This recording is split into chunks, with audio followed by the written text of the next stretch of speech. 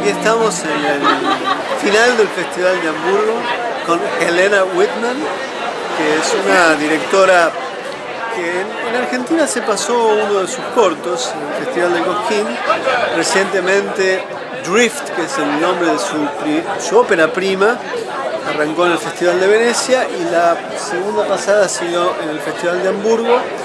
Para mí es una de las películas más interesantes que ha prodigado el cine alemán reciente y en particular lo que se ha visto acá en este festival. Muy buenas tardes. Helena habla perfectamente español, así no la vamos a tener que subtitular ni traducir, que es un paso adelante. Te quería preguntar un poco, tu película es una película muy peculiar, muy particular. Tiene una estructura extraña, uno empieza y cree que es un relato de dos mujeres. En principio es un relato que tampoco se sabe muy bien quiénes son esas mujeres. Uno puede pensar que es una pareja, que son amigas, hasta uno puede pensar que son familiares. Y de pronto la película pega un salto muy extraño y se convierte en una suerte de miles de formas de filmar el mar, en el día, en la noche, en el mar que está movido, en el mar que no está movido, y luego posteriormente vuelve el relato. Dicho sea de paso, Josefina Gil, que es una directora de cine, es una de las protagonistas. Me gustaría saber un poco de dónde surge una película tan extraña en su estructura. Es una estructura verdaderamente, casi te diría original, porque las películas o son pura observación o se deciden por el relato. Tu película pareciera no decidirse, mantener una tensión entre las posibilidades contemplativas del cine y la voluntad narrativa. ¿De dónde surge esto?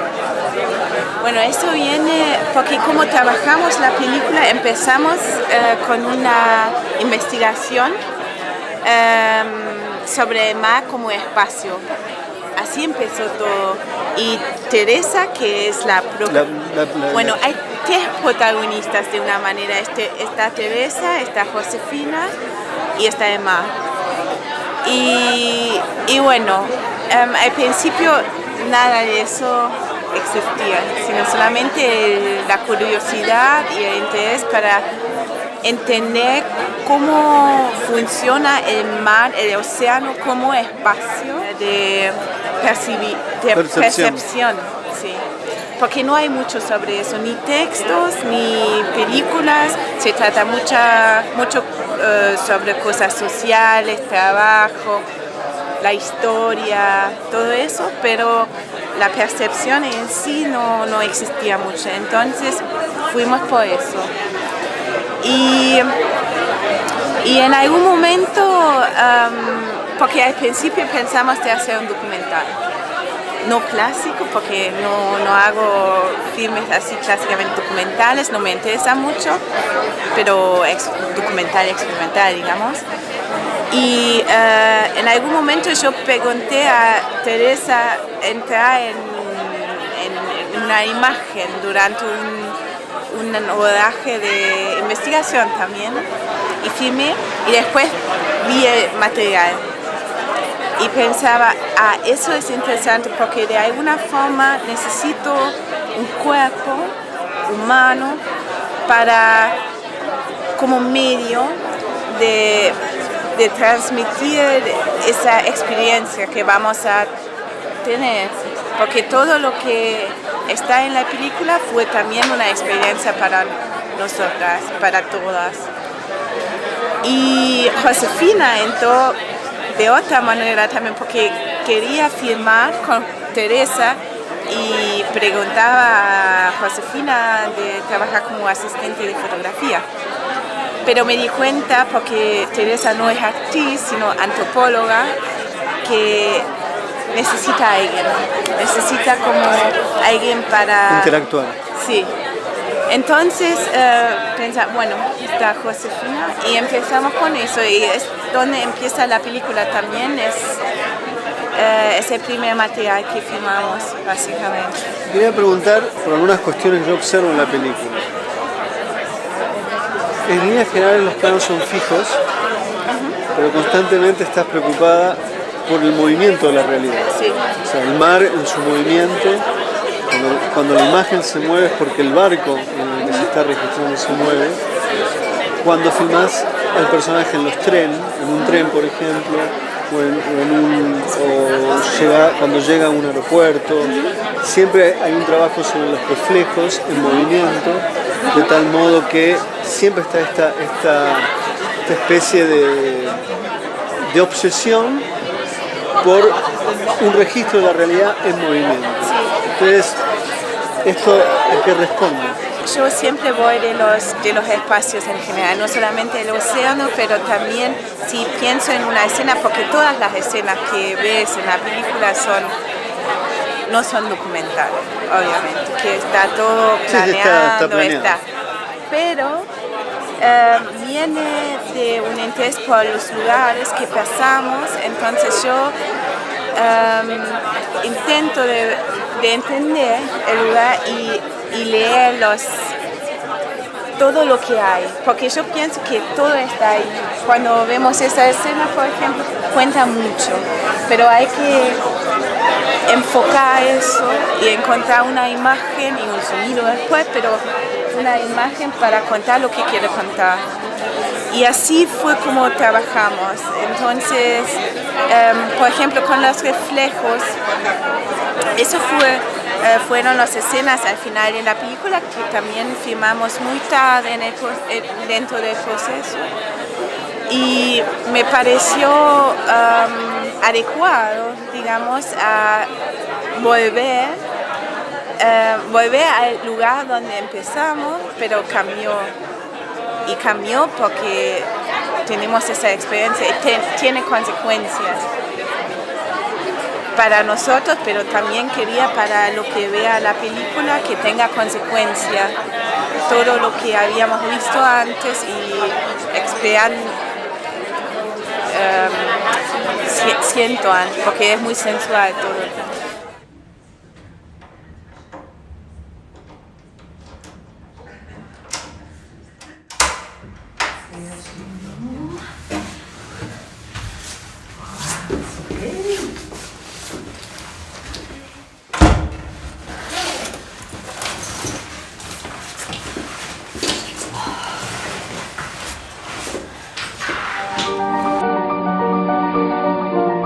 Quería preguntar respecto del sonido. En principio hay una preocupación bastante notable sobre el sonido. El plano inicial, están en un hotel las chicas, hay un sonido peculiar, la sensación del viento. Es una película que si uno pudiera decir que intenta hacer y no lo logra porque es imposible, es transmitir el clima. O sea, como si hubiera una especie de voluntad de cómo se filma lo infilmable, que es la percepción del clima. Pero eso va no solamente por el registro, por prestar atención, el gran uso de los planos generales, a los espacios, sino el sonido que también de algún modo apoya la experiencia de los espacios.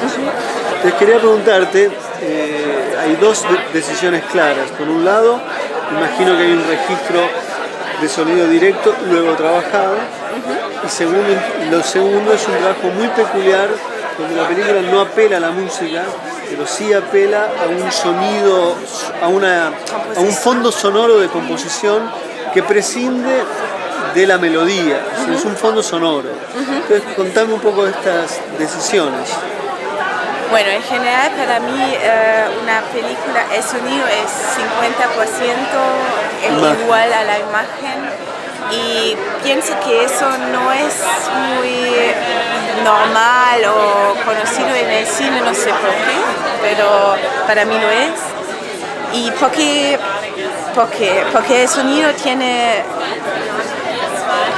tengo muchas posibilidades con el sonido, porque pues, bueno, primero como la jerarquía de los censos, quizá es que primero va visual, pero el sonido va mucho más antes de alguna manera, porque se percibe pero no se entiende, funciona de otra manera. Claro. Y por eso también se puede como comentar, se puede cambiar todos los sentidos, todo el foco se puede enfocar con el sonido y eso tomo mucho en serio. Y trabajo con Lika Breithaupt por muchos años en otros cortos también y nos conocemos bastante y eso hace posible este trabajo.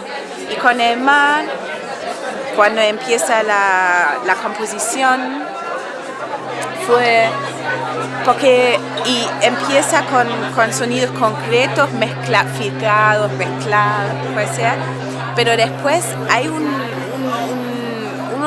creo que casi 20 minutos. 20 minutos. Sí, que son solamente composición y sonidos sintéticos también.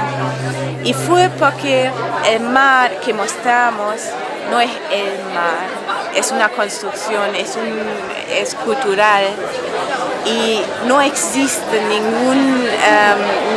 ninguna grabación de sonido sin el ser humano, porque se escucha el bajo que hace muchos sonidos, es un cuerpo de resonancia y también se escucha cuando las olas van al bajo y bueno, todo eso se escucha, pero tuvimos que imaginar un posible mar o océano sin todo eso. ¿Cómo es la voz del océano?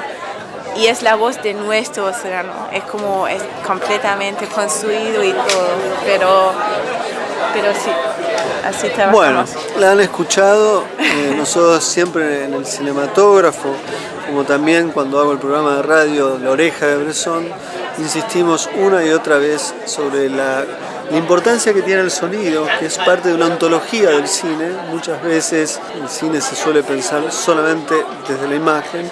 Nosotros insistimos una y otra vez que a veces el sonido es previo a la imagen incluso, no igual que la imagen.